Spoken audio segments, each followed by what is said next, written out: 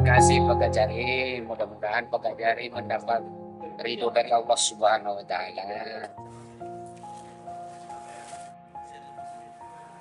Selamat ya. Adik senang dapat tas.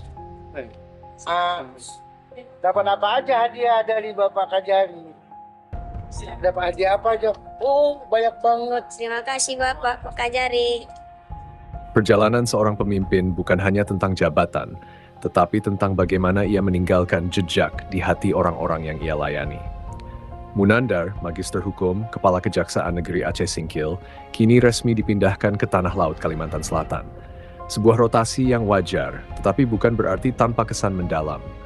Munandar adalah sosok yang tidak biasa. Dengan gelar Magister Hukum yang diraihnya, ia telah meniti karier di kejaksaan dengan penuh dedikasi. Dia tidak hanya hadir sebagai penegak hukum, tetapi juga sebagai pengayom masyarakat.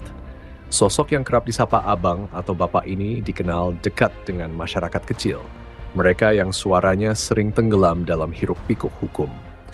Dengan kesederhanaan dan ketulusan, Munandar meniti jalannya, mengabdi tanpa pamrih, selalu mengedepankan kepentingan masyarakat di atas segalanya.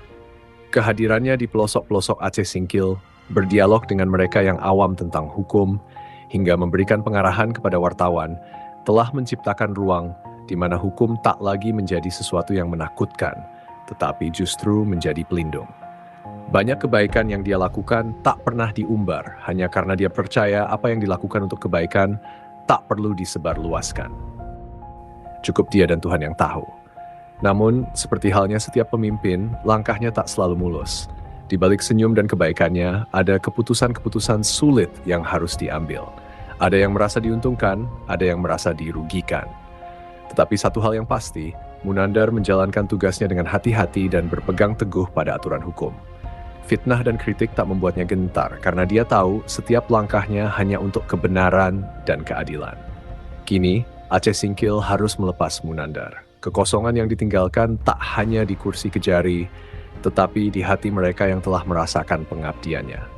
Muhammad Junaidi yang akan menggantikan Munandar membawa harapan baru, tetapi bayang-bayang Munandar akan selalu ada, menjadi standar yang sulit ditandingi.